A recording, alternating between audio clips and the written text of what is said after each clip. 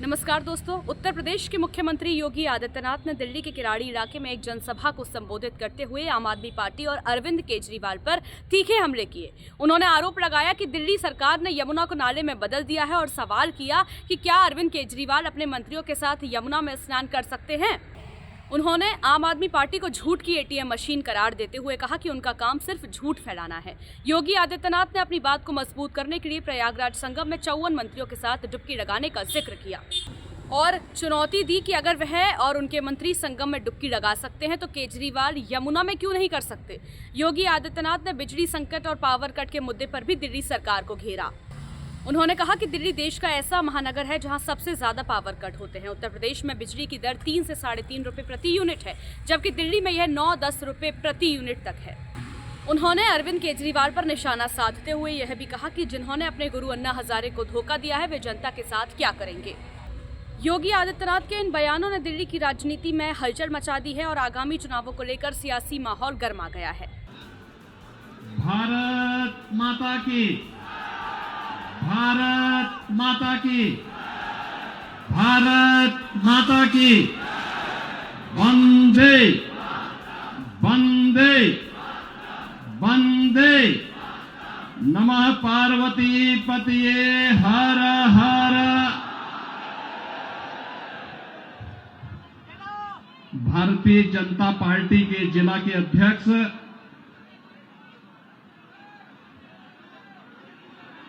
श्री राम सिया शरण जी, लोकप्रिय सांसद श्री योगेंद्र चंदोलिया जी, भारतीय जनता पार्टी के लोकप्रिय प्रत्याशी श्री बजरंग शुक्ला जी, जिला प्रभारी श्री योगेश आत्रे जी, विधानसभा प्रभारी विनोद भारद्वाज जी, लोकेश प्रजापति जी, मंच पर उपस्थित भारतीय जनता पार्टी के सभी पदाधिकारीगण,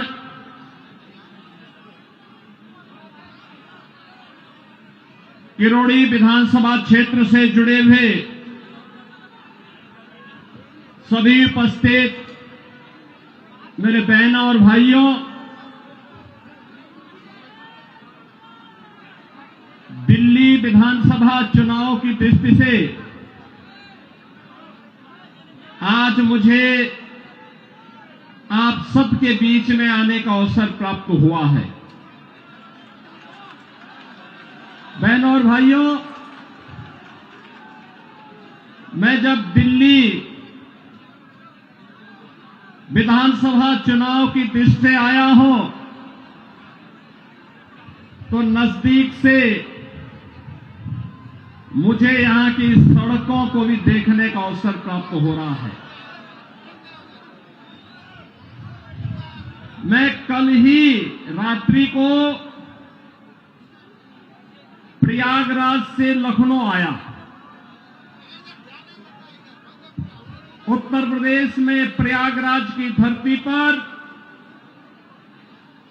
इस सदी का पहला महाकुंभ का आयोजन पूरी भव्यता के साथ हो रहा है। आप अनुमान करिए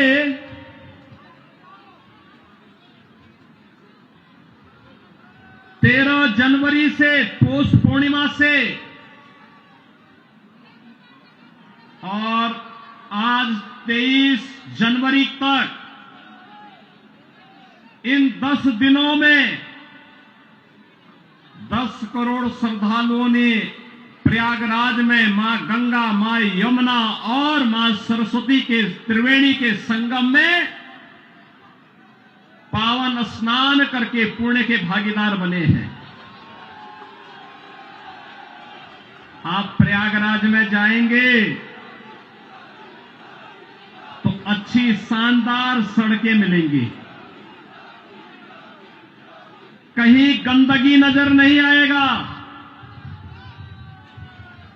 बिजली पूरी मिलेगी,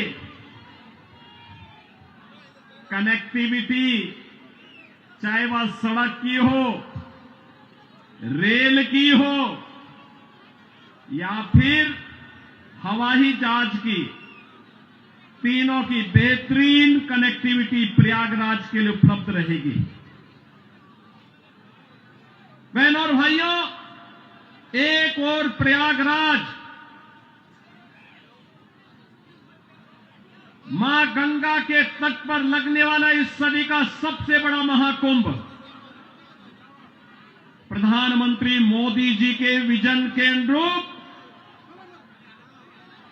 देश और दुनिया से आने वाले श्रद्धालुओं को न केवल आकर्षित कर रहा है बल्कि पुण्य का भागीदार भी बना रहा है। नमामि गंगे परियोजना के बाद मां गंगा की अविरल और निर्मल धारा का दर्शन देश और दुनिया कर रहा है, संगम में स्नान कर रहा है। कल आपने देखा होगा उत्तर प्रदेश सरकार के मेरे सभी मंत्रीगण, 54 मंत्री मेरे साथ प्रयागराज के संगम में एक साथ डुबकी लगाए हैं, एक साथ डुबकी लगाए हैं, पुण्य के भागीदार बने हैं। हम सब सौभाग्यशाली हैं कि देश और दुनिया से आने वाले श्रद्धालुओं की सेवा करने का इस महाकुंभ के बहाने हमें अवसर मिला और उत्तर प्रदेश को नजदीक से देखने का अवसर इन सभी पूज्य संतों को, श्रद्धालुओं को प्राप्त हो रहा है। बहनों और भाइयों, अगर एक मुख्यमंत्री के रूप में मैं और मेरे मंत्रीगण प्रयागराज के संगम में स्नान कर सकते हैं तो मैं पूछना चाहता हूं, दिल्ली में आम आदमी पार्टी के अध्यक्ष से अरविंद केजरीवाल जी से मैं पूछना चाहता हूं, क्या यमुना जी में वह भी अपने मंत्रियों के साथ जाकर के स्नान कर सकते हैं क्या?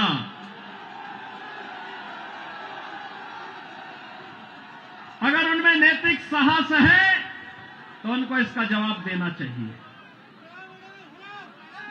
यमुना मैया को एक गंदे नाले के रूप में बदलने का अपराध क्या उन्होंने किया है कि नहीं किया है? और अगर वह व्यक्ति इस बात का अपराधी है तो फिर मुझे नहीं लगता है कि जिस जनता जनार्दन की इस अदालत में उन्हें कोई माफी दी जानी चाहिए। वो माफी के हकदार नहीं हो सकते। बहनों और भाइयों, आज जब हम लोग दिल्ली की स्थिति को देख रहे हैं, ये राष्ट्रीय राजधानी है और राष्ट्रीय राजधानी में एनडीएमसी के क्षेत्र को छोड़ दें, शेष दिल्ली में क्या स्थिति है सड़कों की, शेष दिल्ली में क्या स्थिति है सीवर की, शेष दिल्ली में क्या स्थिति है स्वच्छता की और क्या स्थिति है पेयजल की। ये बुनियादी सुविधाएं होती हैं, ये बुनियादी सुविधाएं होती, हर नागरिक का अधिकार होता है इन सभी सुविधाओं पर। याद करिए, आज से एक दशक पहले तक लोग याद करते थे, सुविधा प्राप्त करने के लिए दिल्ली आने की बात करते थे, सुविधाओं के लिए दिल्ली आते थे। अच्छी सड़क देखनी हो, मॉडल देखना हो, मेट्रो का मॉडल जो सरदेव अटल बिहारी वाजपेयी जी ने प्रारंभ किया था, उसे देखने के लिए पूरा देश दिल्ली आता था। सड़कों की बात होती थी, दिल्ली आता था। स्वच्छता की बात होती थी, दिल्ली आता था। कोई नया कार्य होता था, उसको देखने के लिए लोग दिल्ली आते थे। लेकिन बहनों और भाइयों, आज क्या स्थिति है, क्या बना दिया है? सड़क पे गड्ढा है या गड्ढे में सड़क है, कोई पता ही नहीं लग रहा है। मैं जब से चल रहा हूं यही दिल्ली के अंदर देख रहा हूं। बहनों और भाइयों, ये हमने खिलवाड़ करने की छूट एक व्यक्ति को और उनके गिरोह को क्यों दे दी है? स्वच्छता की स्थिति कितनी दुर्गतिपूर्ण है। कूड़ा का ढेर पड़ा हुआ है, गंदगी का ढेर पड़ा हुआ है। दिल्ली राष्ट्रीय राजधानी के अंदर इस प्रकार की दुर्गति हो,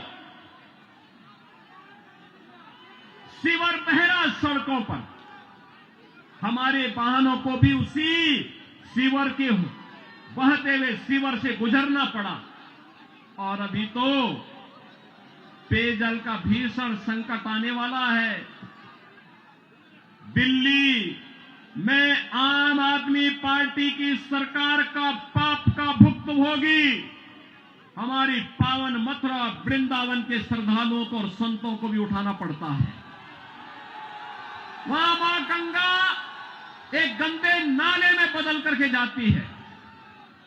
जब भी नमामि गंगे परियोजना के अंतर्गत मां यमुना की शुद्धता की बात आई, स्वच्छता की बात आई, तो अरविंद केजरीवाल एंड कंपनी ने कोई सहयोग नहीं किया। ये सहयोग नहीं करना चाहते, कोई विकास का कार्य नहीं करना चाहते, किसी विकास की परियोजना का मौके पे जाकर के भौतिक सत्यापन नहीं करना चाहते, जनता को बुनियादी सुविधा मिले, उसका अधिकार प्राप्त हो, ये वे काम नहीं करना चाहते। इनका तो एक ही कार्य है, प्रातः काल होते ही सोशल मीडिया पर झूठे ट्वीट करना, झूठी फिल्मों का प्रदर्शन करना, झूठे प्रेस वक्तव्य और प्रेस वार्ता के माध्यम से केवल गुमराह करने वाले वक्तव्यों को देना। जितना समय झूठ बोलने की एटीएम के रूप में आम आदमी पार्टी और उनके नेता समय बर्बाद करते हैं, ये झूठ का एटीएम बनने की बजाय अगर उन्होंने जनता की जन सुविधा और विकास के बारे में सोचा होता तो 10 वर्ष में दिल्ली की कायाकल्प हो गई होती, दिल्ली बदल गई होती। लेकिन बहन और भाइयों, दिल्ली बदलने की नहीं, इन लोगों ने दिल्ली को तो एक कूड़ा घर बना दिया है, दिल्ली को अव्यवस्था का एक अड्डा बना दिया है। आजकल मैं सुन रहा हूं अपने भाषणों में से अरविंद केजरीवाल जी बार बार उत्तर प्रदेश की चर्चा कर रहे हैं, लेकिन उनको भूलना नहीं चाहिए अब मॉडल के रूप में उत्तर प्रदेश को लोग देख रहे हैं। मैं पूछना चाहता हूं, दिल्ली के अंदर भी ओखला औद्योगिक क्षेत्र है और पिछले 10 वर्ष में उद्योग ना के बराबर लगे हैं, कोई सुविधा नहीं, कोई सुविधा नहीं। आम आदमी पार्टी ने एक सुनियोजित साजिश के अंतर्गत ओखला दिल्ली के अंदर उद्योग तो नहीं लगने दिए, कोई रुचि भी नहीं ली, लेकिन इसमें बांग्लादेशी घुसपैठियों को, रोहिंग्या को जरूर बसाने का काम किया है। आम आदमी पार्टी के नेताओं के घर में आधार बनाने की मशीन के माध्यम से आधार बांटे जाते हैं इन बांग्लादेशी घुसपैठियों को, और दूसरी तरफ उत्तर प्रदेश में न्यू ओखला के रूप में नोएडा की तस्वीर भी आप सबके सामने है। आज आप जाइए दिल्ली की सड़कों को और नोएडा की सड़कों को जाकर के देखो, जमीन आसमान का अंतर नजर आएगा। दिल्ली की सड़कों को और गाजियाबाद की सड़कों को जाकर के देखो, जमीन आसमान का अंतर नजर आएगा।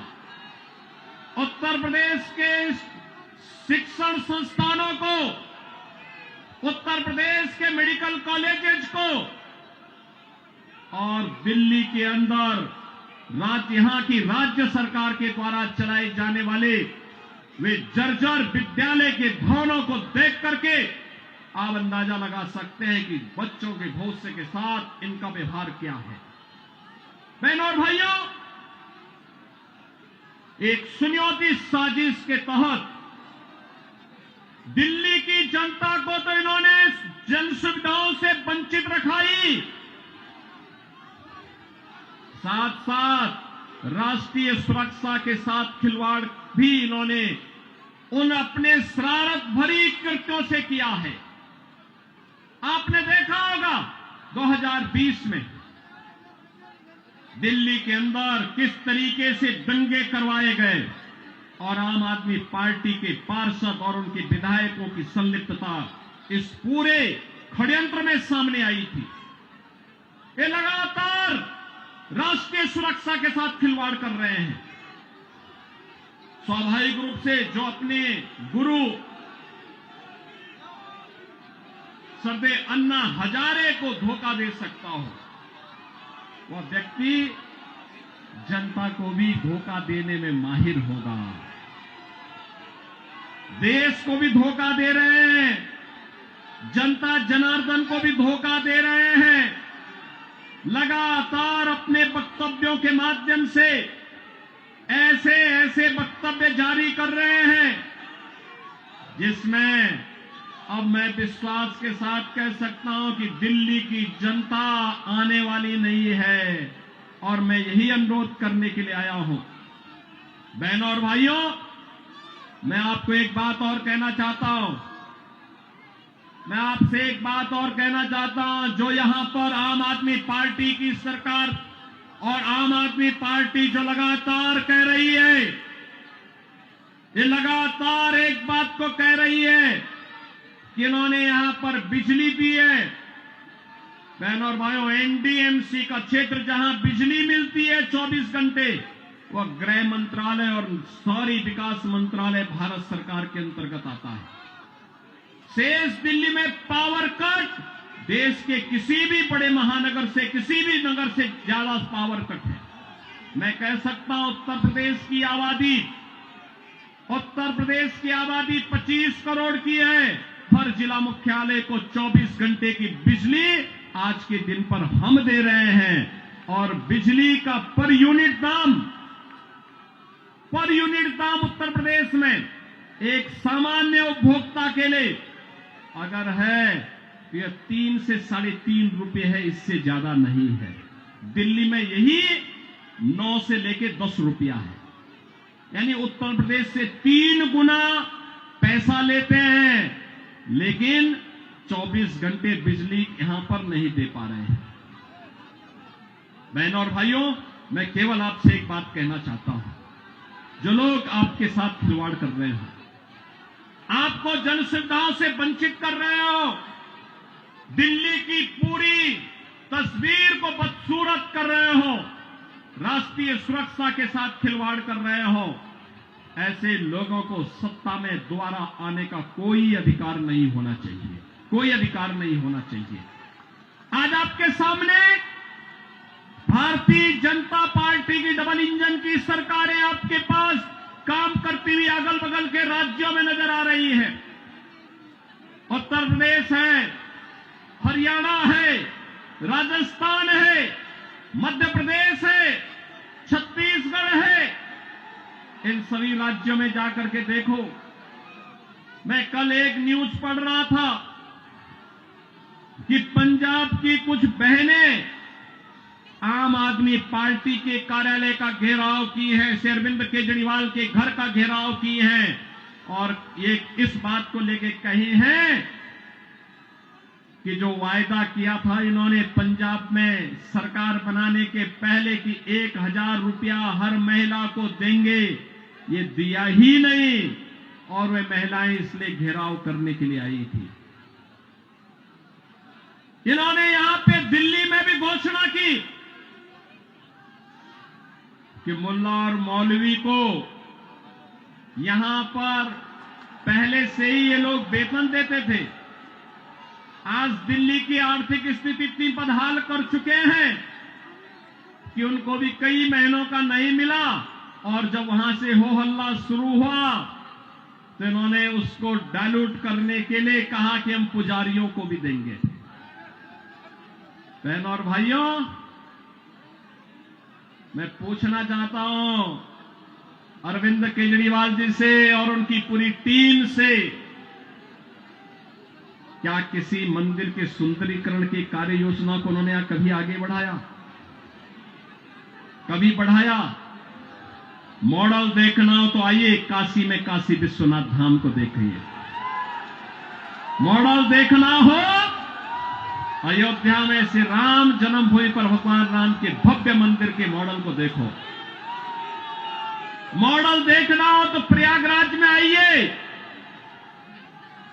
प्रयागराज में महाकुंभ के आयोजन स्थल को देखो। आस्था का सम्मान ऐसे होता है। 1000 से अधिक ऐसे विरासत से जुड़े हुए धार्मिक और आध्यात्मिक स्थलों के पुनरुद्धार और सुंदरीकरण का कार्य के लिए उत्तर प्रदेश के अंदर चल रहा है या पूरा हो चुका है। बहनों और भाइयों, यहां पर आम आदमी पार्टी आपकी भावनाओं के साथ खिलवाड़ कर रही है, लेकिन वे भत्ता देने की बात और मानदेय देने की बात करते समय भूल गए कि उन्होंने बौद्ध मठों से जुड़े हुए भंतों को छोड़ दिया है। बनते भी पाए इसकी उनको चिंता नहीं। भगवान वाल्मीकि के समय से वाल्मीकि समुदाय से जुड़े हुए तमाम हमारे संत वाल्मीकि मंदिरों में पूजा अर्चना करते हैं, उनको उन्होंने भुला दिया। उनके एजेंडे में कहीं नहीं। आम आदमी पार्टी के एजेंडे में रविदासी मंदिरों के पुजारी नहीं है।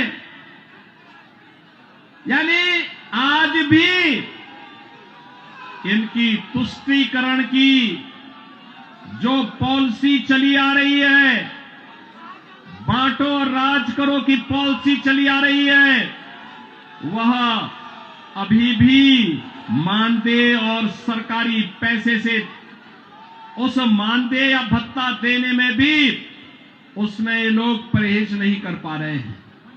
और इसीलिए तो मैं आप सबसे कहना चाहूंगा कि बहनों और भाइयों, आज प्रधानमंत्री मोदी जी के नेतृत्व में हम एक नए भारत का दर्शन कर रहे हैं। एक नया भारत।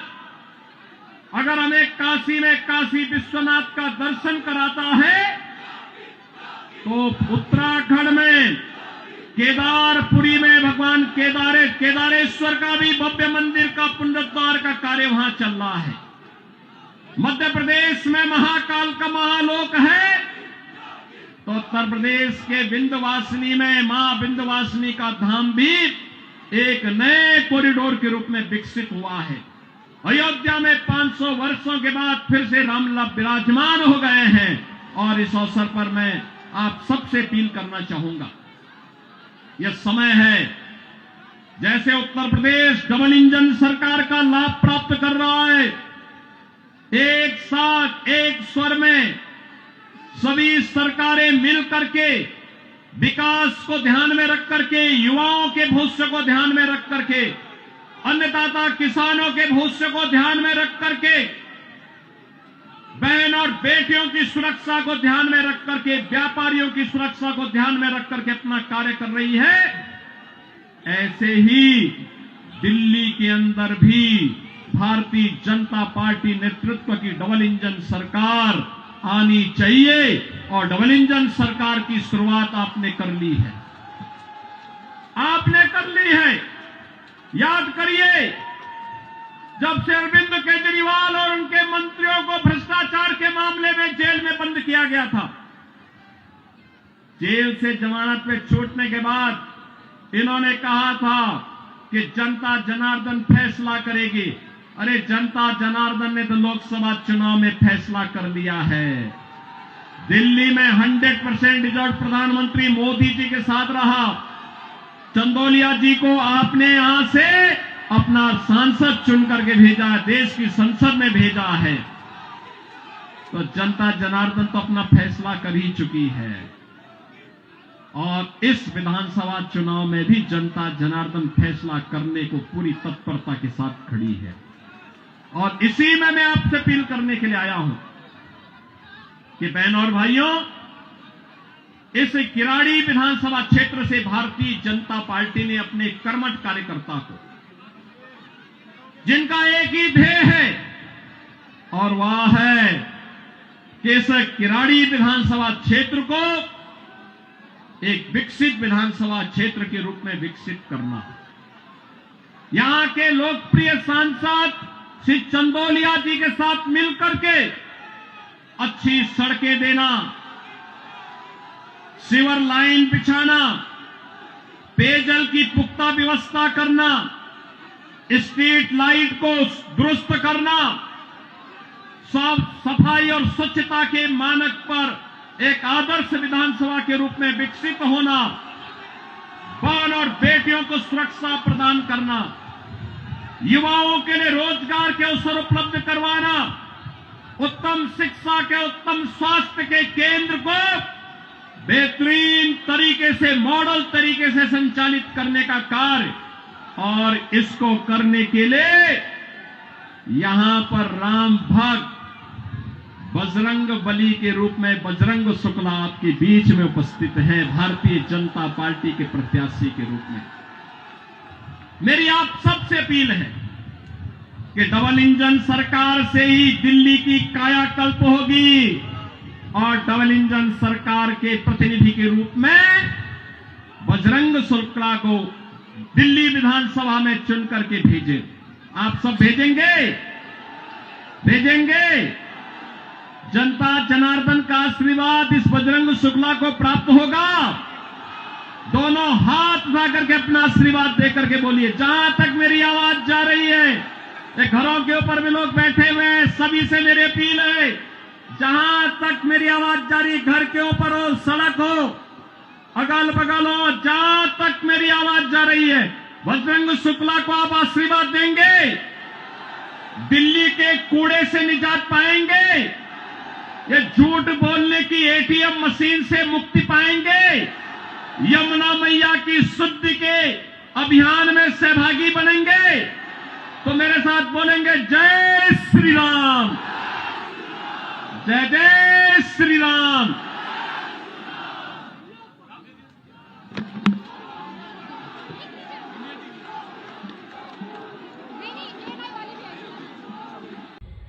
पॉलिटिकल न्यूज अपडेट के लिए सब्सक्राइब करें हमारा चैनल और कमेंट के जरिए अपनी राय देना ना भूलें।